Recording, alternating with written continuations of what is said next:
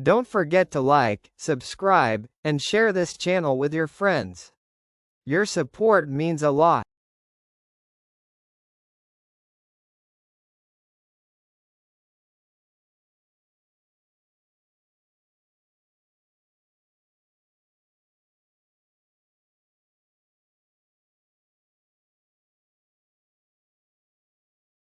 The night was still in Ouagadougou, the capital city of Burkina Faso. Yet inside the nation's Central Reserve, tension simmered beneath the surface. The vast underground vault, home to the country's precious gold reserves, was believed to be impenetrable, a fortress guarded by the state's most elite security operatives. Each gold bar represented stability for the fragile West African nation, which had been under pressure from international financial systems and foreign influence for decades. That night, however, something would happen that would shake the very foundation of trust, governance, and power in Burkina Faso. A shocking mystery would unfold. 3.2 tons of gold, worth billions, would disappear without a trace. But what no one knew was that the man orchestrating the entire operation wasn't a foreign agent or a corrupt banker. It was none other than President Ibrahim Traoré himself, disguised as an inspector. For weeks leading up to that night, whispers had circulated in the corridors of power. President Traoré had been growing increasingly suspicious of international financial institutions and the country's own banking system. Rumors of mismanaged reserves, falsified audits, and secret deals with external entities had reached his ears through intelligence sources. Traoré, a former military officer known for his discipline and strategic brilliance, couldn't take any chances. For him, gold wasn't just a commodity, it was the backbone of Burkina Faso's sovereignty. If it was compromised, so was the nation's independence. Despite multiple reassurances from the Central Reserve's top officials, Traoré remained unconvinced.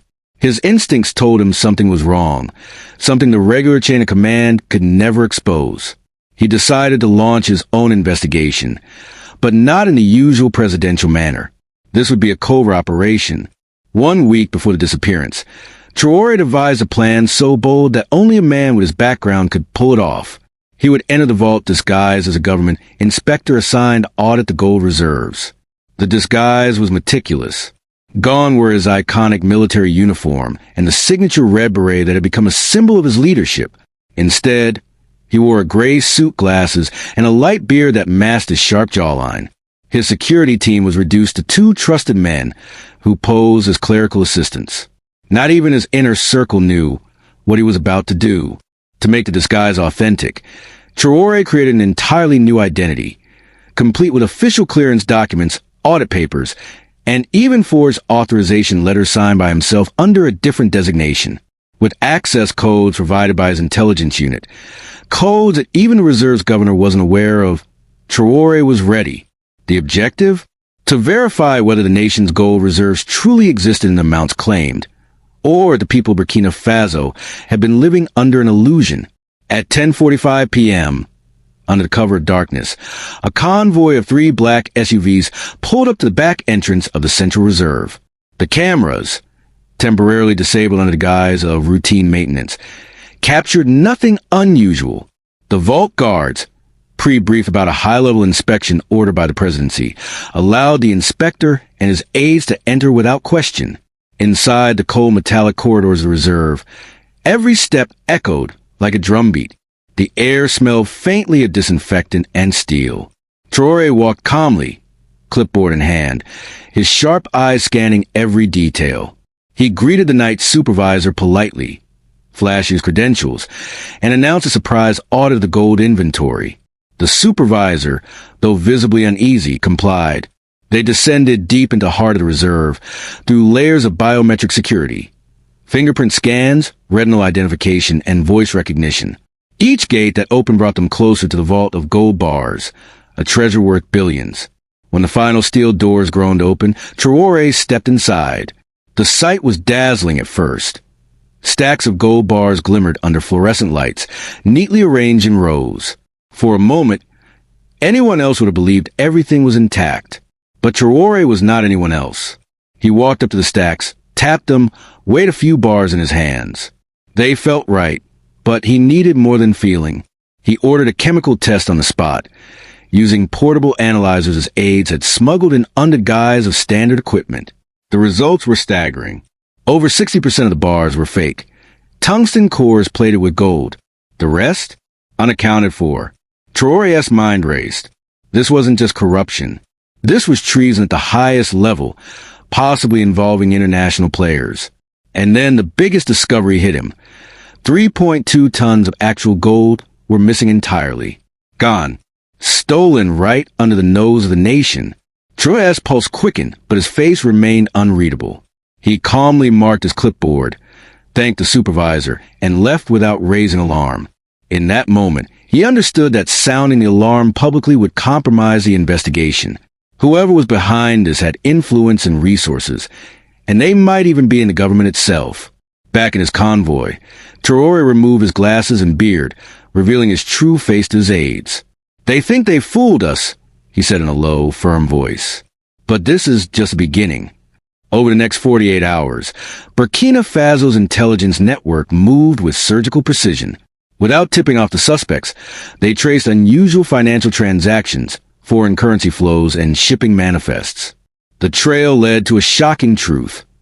The stolen gold had been funneled through shell companies linked to international financial institutions and private contractors, many of whom operated under protection of powerful global agencies. Even more shocking was the involvement of local actors, bank officials, former ministers, and even a few military officers, all part of a sophisticated network that had been draining the country for years. Traoré realized that reclaiming the gold wouldn't just be a matter of law enforcement. It would be a matter of survival for the country. If news of the missing gold leaked, the national economy would collapse overnight. Foreign investors would flee, the currency would crash, and instability would spread like wildfire. So, Traoré took the boldest decision yet. He would personally oversee the recovery mission, without informing anyone outside his inner circle. The plan involved seizing shipments before they left African soil, freezing offshore accounts, and exposing the culprits at the right time. But this was more than a financial mission. It was psychological warfare. Traoré crafted a narrative that would terrify those responsible. Anonymous messages warning that the inspector knew everything, leaving coded symbols on seized containers, and creating an atmosphere of paranoia among conspirators. One by one, the links in the chain began to break. Informants spilled names. Hidden vaults were raided. Private jets were grounded before takeoff. Within 2 weeks, Traoré had recovered 2.1 tons of the stolen gold, though some of it had already been melted down and laundered into the global market. The remaining missing portion, along with the fake bars, would become the centerpiece of scandal that would shake the entire continent. When Traoré finally addressed the nation, it wasn't through a routine press conference. It was a televised event carried live across Africa.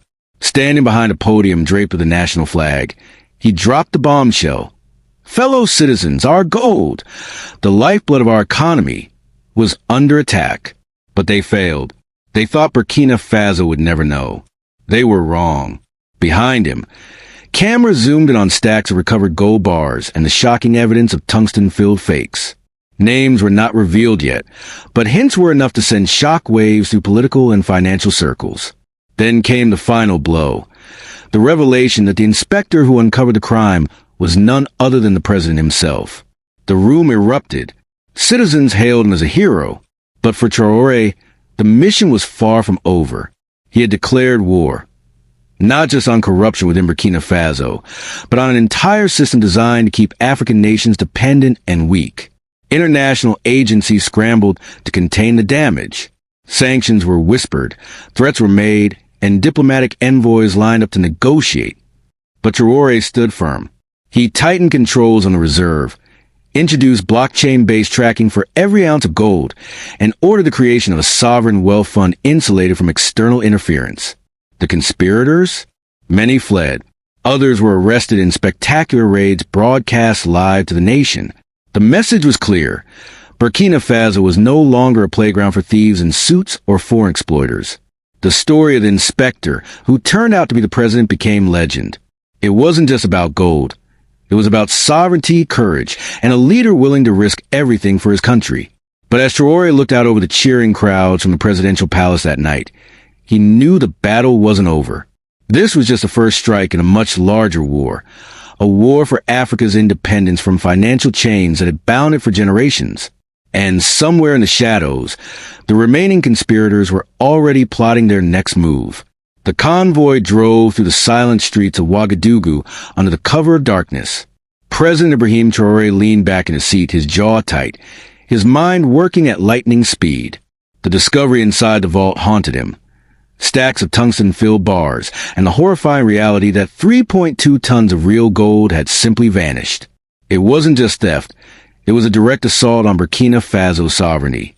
Whoever was behind this operation had power, connections, and confidence that no one would ever find out. But they hadn't accounted for him. He glanced at his two most trusted aides seated across from him in the SUV. Both were former military officers, men who had followed him through the bloodiest battles. He could see the questions in their eyes, but neither spoke. They knew their leader well enough to understand he was already 10 steps ahead. Finally, he broke the silence. "They think they're clever," Traore said, his voice low but sharp. "But they've left traces. Everyone leaves traces." The next 48 hours became a whirlwind of covert operations. Traore could not use official channels. The Central Reserve itself was compromised, possibly at the very top.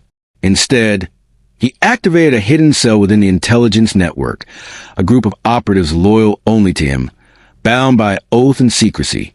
These were men and women whose names did not exist on any government payroll, ghosts in the system. The first order was surveillance, complete, silent, invisible. Every official who had access to the vault in the past 6 months was monitored.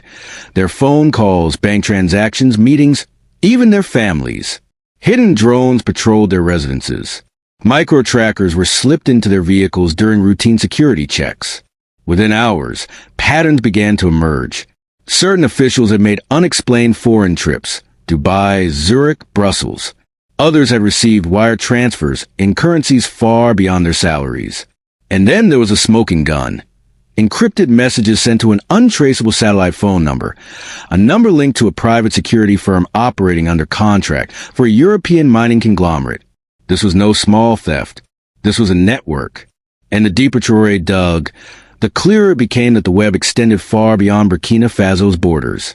Offshore accounts in tax havens, shell corporations in the Caribbean, silent partners sitting in luxury boardrooms in Paris and London.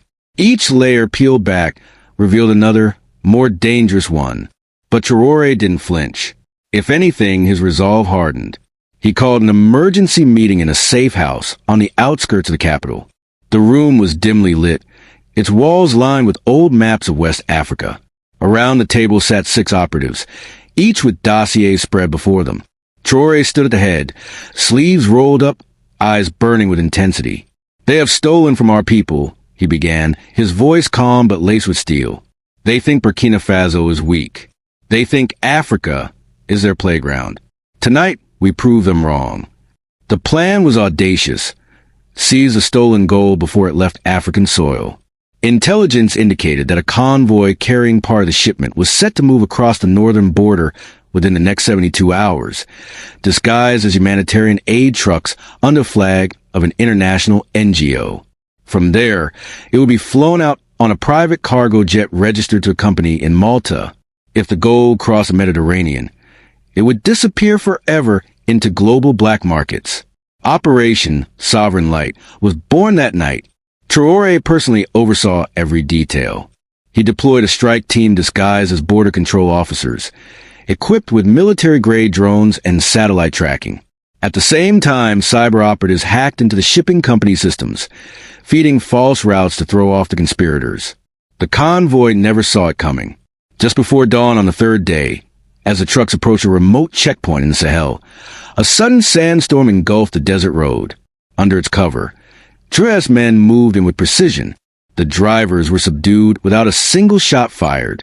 When the tarpaulins were pulled back, the operatives froze. Inside the crates labeled medical supplies lay gleaming gold bars, nearly 1 ton of the missing treasure. Alongside them were documents, manifests, coded ledgers, and most importantly, a name that sent shockwaves through the room. A former finance minister, A man Traore had once dined with, a man who had stood before the nation and pledged loyalty. The betrayal cut deep, but there was no time for emotions. The mission wasn't over. The convoy was quietly diverted to a secure military facility. Not a word leaked to the press. In the meantime, Traore tightened the noose. Offshore accounts were frozen under false legal pretexts. Private jets linked to conspirators were grounded under sudden airspace violations. Interpol red notices were quietly issued through sympathetic nations. Panic began to spread among the network. Phones buzzed with encrypted messages filled with desperation. Some tried to flee. Others tried to negotiate. But Traore gave only one response: silence. Still, the biggest challenge loomed: the remaining 2 tons of gold. Intelligence suggested it had already been smuggled across the border into Mali, then onward to a clandestine refinery operated by a European syndicate.